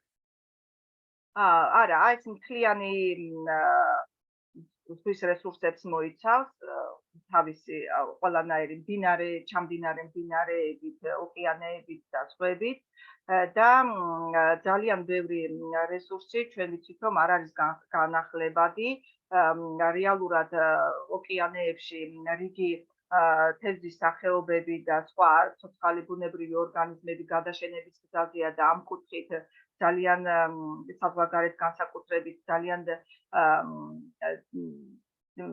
ბევრი ის მიმდინარეობს მუშაობა იმ კუთხით, რომ მოხდეს მათი აღდგენა, როგორც შესაძლებელია. ამ მხრივ მიუხედავად იმისა, რომ შავი ზღვაც გამოირჩევა მსგავსი ფაქტებით, გასახარი ფაქტი ის იყო, რომ დაუშვათ რომელიღაც რაღაცა ახალი სახეობის თევზების აღმოჩენა მოხდა და ამ კუთხით ანუ თვლიან, რომ ჯერ კიდევ არ არის ზღვა ისეთნაირად დაბინძურებული, რომ შესაძლებელია მისი დაუშვათ განახლება, აღდგენა და შესაბამისად ახალი და ცოცხალი ორგანიზმების განვითარება. მადლობა ხალბატონ თეო. შემდეგი კითხვით მოგმართა ბატონმა გივი მაკალათია. ის მადლობას გიხდით საინტერესო მოხსენებისთვის და შემდეგ წავიკითხავ. თუ შეიძლება რომ უფრო ცვლად განმარტოთ რა იგულისხმება ინოვაციურ დაფინანსებასა და ლურჯ ობლიგაციებში. ეს არის ინოვაციური, ის არის ობლიგაციები და ინვესტიციები, რომელიც უშუალოდ ლურჯი ეკონომიკის განვითარებაში იდება და ესეთი ობლიგაციები და ინვესტიციები კურირებს მსოფლიო ბანკი, რეკონსტრუქციისა და განვითარების ბანკი და მათი ხელშეწყობით სწორედ მნიშვნელოვანია, რომ ეს ინვესტიციები უშუალოდ მოხმარდეს ამ ლურჯი ეკონომიკის განვითარებას და სწორედ ეს ობლიგაციებიც გამოშვებულია იმისათვის, რომ სწორედ ჩაიდოს ლურჯ ოკეანეების განვითარებაში და ლურჯი ეკონომიკის განვითარებაში და სწორედ ამიტომ მას ლურჯი, ესე ვთქვათ, ლურჯი ფინანსები და ლურჯი ინვესტიციები დაერქვა. მადლობა მოგწერა ბატონმა გიორგი ხუძიშვილმა. ის მოგესალმებათ და აღნიშნავს, რომ ძალიან საინტერესო და მრავლის მომცველი იყო თქვენი მოხსენება ხალბატონო თეო და შემდეგ წავიკითხავ. არსებული თემიდან გამომდინარე, გულისხმობ ლურჯი ეკონომიკის შესახებ მსჯელობას, ექნება კითხვა, რომელიც შეეხება ჩვენ რეგიონს და კონკრეტულად საქართველოს. ვინაიდან ვიცით, რომ კავკასია არის ერთ-ერთი ყველაზე მნიშვნელოვანი და რთული რეგიონი, რომელიც თავისი შინაარსით ისტორიულად უწყვეტ კავშირშია ეგრეთ წოდებულ შუა აღმოსავლეთის რეგიონთან. საქართველოს როგორც ამ რეგიონის ნაწილს და აგრეთვე ქვეყანას, რომელსაც გააჩნია შავი ზღვის არც თუ ისე პატარა ზოლი, რა შესაძლებლობები და პოტენციალი გააჩნია ამ კუთხით. თქვენი აზრით, რა მიმართულებები გვაქვს დასახვეცი, რა მიმართულებებზე გვაქვს სამუშაო ყველაზე აქტიურად, რომ ლურჯი ეკონომიკა იყოს ერთ-ერთი უმნიშვნელოვანესი მიმართულება საქართველოს ეკონომიკისთვის. მადლობა. რადგანაც საქართველოს სწორედ იმიტომ რომ შავი ზღვის რეგიონის ქვეყანა არის და გაეროს ინიციატივით ჩამოყალიბდა შავი ზღვის რეგიონის განვითარების ცალკე სტრატეგიული გეგმა, ეს საქართველოს ძალიან დიდ შესაძლებლობებს აძლევს იმ კუთხით, რომ აქტიურად ჩაერთოს იმ დაფინანსებებში, კვლევებში, რაც ამ კუთხით კეთდება. იმ ქვეყნების შავი ზღვის ქვეყნებიდან ორი ქვეყანა არის ჩვენ ვართ უკრაინასთან ერთადერთი ქვეყანა, რომელიც არა ვართ შესული ამ იმაში ევროკავშირის სისტემაში და ასოცირების ესე ვთქვათ პრეზიდენტი ვართ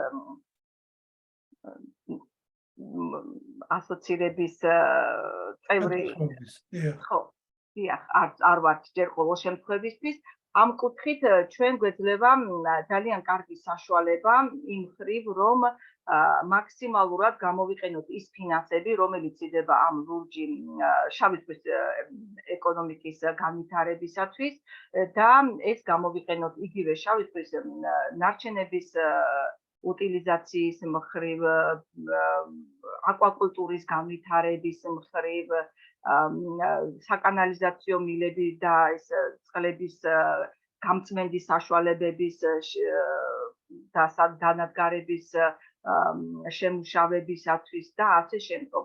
ანუ ეს ჩვენი შავი ზღვის რეგიონი ამის ძალიან დიდ პერსპექტივებს გვაძლევს და თუ კი საქართველო ამაში ძალიან აქტიურად ჩაებმება, მიუხედავად იმისა, რომ ჩვენთან ძალიან დიდი მოთხოვნა არ არის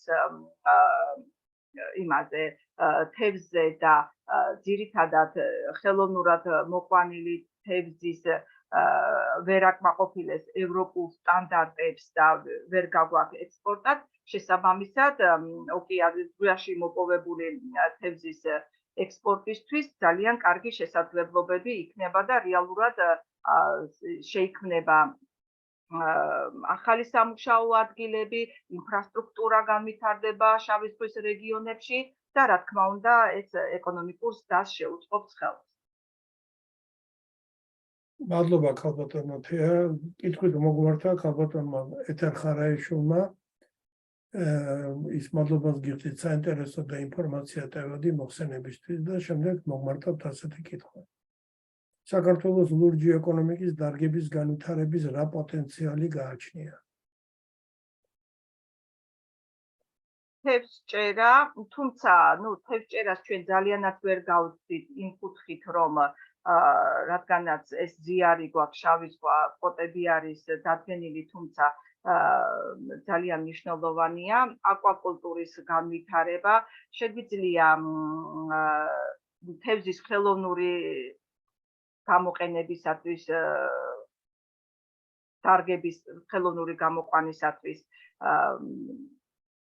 ახალი ტერიტორიების მოძებნა, არეალის მოძებნა და გაფართოება, რომელიც აგრეთვე საშუალებას მოგცემს, რომ გავზარდოთ ამ ხელოვნურ საცავებში და დვორებში თევზის წარმოება და რა თქმა უნდა კიდევ ეს ხელს შეუწყობს ქვეყანაში შავი ზღვის ზოლის ეკოსისტემის გაუმჯობესებას და დახვეწას, რომ გაცილებით სუფთა პროდუქტი მივიღოთ და მაქსიმალურად ძალიან მნიშვნელოვანია კიდე ჩვენ შეგვიძლია გავზარდოთ ოფშორული ქარის ენერგია, ახალი ფორმირებადი დარგები, რომელიც შავი ზღვის ლურჯი ეკონომიკის გამოყენებისაც ფორმირდება. ამ კუთხით ძალიან პერსპექტივა გვაქვს და რა თქმა უნდა აკვაკულტურის განვითარება კიდე ძალიან მნიშვნელოვანი, რადგანაც წყლის რესურსები საქართველოს საკმაოდ მდიდარია და ეს ძალიან კარგ პერსპექტივას გვაძლევს. მადლობა ქალბატონ თეა მოგწერა, ქალბატონმა ნაზირა გაკულიანის მადლობას გიხდით საინტერესო მოხსენებისთვის და შემდეგ წერს, რომ ქალბატონი თეა ლურჯი ეკონომიკის ახალი სასწავლო კურსისა და სილაბუსის ავტორი გახლავთ. საგანი წარმოდგენია ცირკულარული ეკონომიკის ახალ მოდულში. როდიდან იწყებთ ქალბატონ თეა? თუ უკვე დაწყებულია? არა, ჯერ არ არის დაწყებული. დაგეგმილია როდიდან? ალბათ სადღაც წესით ერთ წელიწადში უკვე უნდა დაიწყოს. ძალიან კარგი. მოგწერა ბატონმა მამუკა ხუცკივაძემ და ის მადლობას გიხდით საინტერესო მოხსენებისთვის. შემდეგ წერს ბატონი ილია ჯანიაშვილი. მოგესალმებით, განხილული თემა ძალიან აქტუალურია. გთხოვთ გაგვიზიაროთ მიმდინარე კონკრეტული პროექტები, რომელიც ხორციელდება შავ ზღვაზე საქართველოს სანაპიროზე. საქართველოში, კავკასიის რეგიონში ძალიან აქტუალურია დღესდღეობით კავკასიის რეგიონული გარემოსდაცვითი ცენტრის მუშაობა, რომელიც მჭიდროდ ურთიერთობს სახელმწიფო და არასამთავრობო ორგანიზაციებთან, გარემოსდაცვით ორგანიზაციებთან და საერთაშორისო სამეცნიერო კვლევით ინსტიტუტებთან და ლაბორატორიებთან, რომლებიც აქტუალურად იკვლევენ შავი ზღვის ჩამდინარე წყლების დაბინძურების საკითხებს. ეს პროექტი მიმდინარეობს. ძალიან ბევრი პროექტი არსებობს, რომელიც ეხება ნარჩენების შემცირებას. რა თქმა უნდა, ეს პროექტები ჯერჯერობით ის არის ასე აქტიურად საქართველოს არ არის ჩართული ამაში, მაგრამ დირექტივები უკვე შედგენილია, რაღაცა კონკრეტული გეგმებია ჩამოყალიბებული, რომელიც ეხება ამ აკვაკულტურის განვითარებას, ზღვის დაბინძურების შემცირებას, ნარჩენების უტილიზაციას, აი მაგალითად ნაგავს საყრელებთან დამოკიდებულებაში სპეციალური კომისიაც არის უკვე შექმნილი, რომელიც და კანონმდებლობაც არის ჩამოყალიბებული და მოხდა ამ კანონის გამკაცრება, რომ ეს მუნიციპალურ დონეზე დავიდეს ნაგვების საყრელების საკითხი, იგი ბიუჯეტიდან ფინანსირდება და უნდათ რომ დაუშვათ 2030 წლისთვის მოხდეს უკვე მთლიანად კერძო სექტორის მიმართ ამის დაფინანსება და ეს ძალიან მნიშვნელოვანია, რომ საქართველოს საშუალება ეძლევა ამ ძალიან ბევრი სიმპოზიუმი, კონფერენცია ტარდება ამასთან დაკავშირებით და განსაკუთრებით ჩართულობა არის ჩვენს მოსაზღვრე შავი ზღვის მოსაზღვრე სახელმწიფოებთან და ამ მხრივ ეხლა ახალი დაწყებულია ეს კვლევები და იმედია ძალიან კარგი პერსპექტივა გვექნება და კარგ შედეგებს მივიღეთ. გავაგრძელოთ შემდეგი მოგწერა ქალბატონმა თამარ დოლიძემ, ის მადლობას გიხდით საინტერესო მოხსენებისთვის და შემდეგ წერს. წლების განმავლობაში მუშაობდი ტრანსპორტისა და კომუნიკაციების სამინისტროში, გამომავალ დარგობრივ გაზეთში აბრეშუმის გზა, ეკონომიკური გაყოფილების უფროსად და კარგად ვიცი ეს საკითხი. ინსტიტუციურად 2003 წლამდე ტრანსპორტისა და კომუნიკაციების სამინისტროში არსებობდა საზღვაო საოკეანო სააგენტო. ქვეყანაში განვითარებული მოვლენების შედეგად ეს ყოველივე სულ სხვაგანად გადაყვაგდა. თქვენი აზრით ინსტიტუციურად რა უნდა გაკეთდეს იმისთვის, რომ ეფექტიანად გამოვიყენოთ ის უზარმაზარი პოტენციალი, რომელიც გვაქვს ლურჯი ეკონომიკის მრავალდარგობრივ სტრუქტურაში? ძალიან მნიშვნელოვანია, რომ რადგანაც ესე აქტიურად ჩავებით ლურჯი ეკონომიკის კუთხით, მოხდეს შესაბამისი სტრუქტურების ჩამოყალიბება სამთავრობო დონეზე, რა თქმა უნდა, რომელსაც ექნება სახელმწიფოს მხრიდან ძალიან კარგი ხარდაჭერა და ძალიან მკაცრად და ცალსახად გაიწერება ის ქმედებები ეტაპობრივად, რომელიც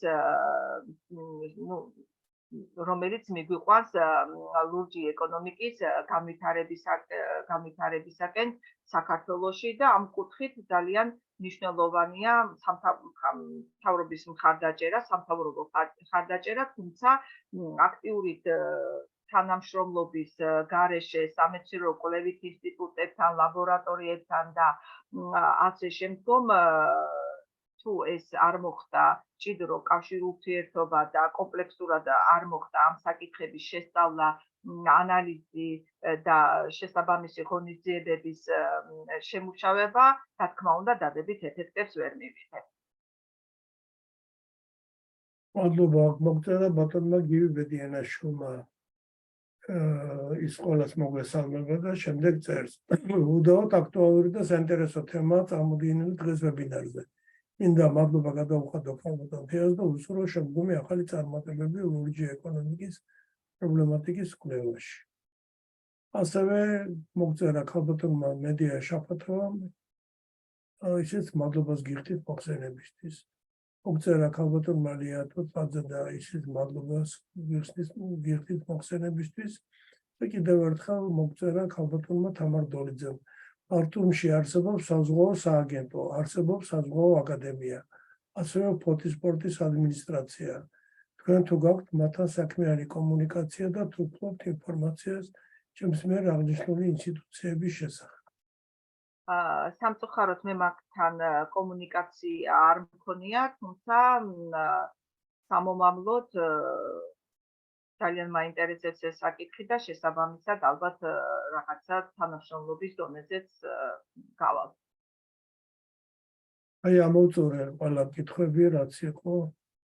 თქვენი ნებართვით ახლა გადავიდეთ შეჯამებაზე. მე ვფიქრობ, რომ დღეს მნიშვნელოვანი მოხსენება მოვისმინეთ. მადლობა ქალბატონ თეა. რადგანაც ლურჯი ეკონომიკა ეს ზოგადად არის ახალი, იმიტომ რომ თავიდანვე აღინიშნა, რომ ეს ტერმინი ჩამოყალიბდა 2015 წელს და აქტუალური გახდა ამ მიმართულებით კვლევა. აი სადღაც 8 წელიწადია, რაც მთელი გამოცდილება გროვდება ამ ლურჯი ეკონომიკის შესწავლასა და მისი პერსპექტივების განსაზღვრაში. რა თქმა უნდა, არის მოწინავე სახელმწიფოები და ამის შესახებ ქალბატონმა თეამ თავის პრეზენტაციაში დეტალურად ისაუბრა. მაგრამ ერთი გულდასაწყვეტია, რომ საქართველო არის საზღვაო ქვეყანა, ჩვენ ღმერთმა მოგცა საშუალება, რომ ზღვაზე გასაცვლელი გქონდეს, მაგრამ არც ისტორიულად იყო საქართველოს ზღვაოსნობით გამორჩეული,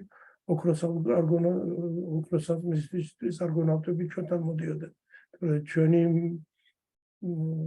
ზღვაოსნები სხვაგან არსად არ მიდიოდნენ გამოდის. ყოველ შემთხვევაში ფაქტია, რომ ზოგადად ზღვაოსნობა და მთლიანად ლურჯი ეკონომიკა ეს არის პერსპექტიული მიმართულება და საჭიროებს შესაბამის კვლევას და საკმაოდ დიდ ყურადღებას და დაინტერესებას. კარგია, რომ ცირკულარული ეკონომიკის კურსი იქნება, კარგია, რომ ამ უკვე რეალურად საუბარზე შესაბამისი სილაბუსების მომზადებაზე, შესაბამისი კურიკულუმის ჩამოყალიბებაზე და უკვე იქნება შესაძლებელი, რომ ქართველი ახალგაზრდობა დაეუფლოს მეცნიერების სამახალ დარგს და თავის წვლილი შეიტანოს ამ დარგის განვითარებაში. ქალბატონ თეა, თქვენ ხო არ დაუმატებთ რამეს შეჯამებით კონცენტრით? კი ბატონო, ვიტყვი. მართლა ძალიან მნიშვნელოვანია, ძალიან კარგი პერსპექტივა შეიძლება ჰქონდეს საქართველოს ამ კუთხით. ლურჯი ეკონომიკის განვითარება, ლურჯი ეკონომიკას ზოგადად ძალიან რესურსული კუთხით, ფარმაცევტიაში, სამუშაო ადგილების შექმნის კუთხით, გარემობინობის დაბინძურების კუთხით ძალიან დიდი პერსპექტივა გააჩნია და რეალურად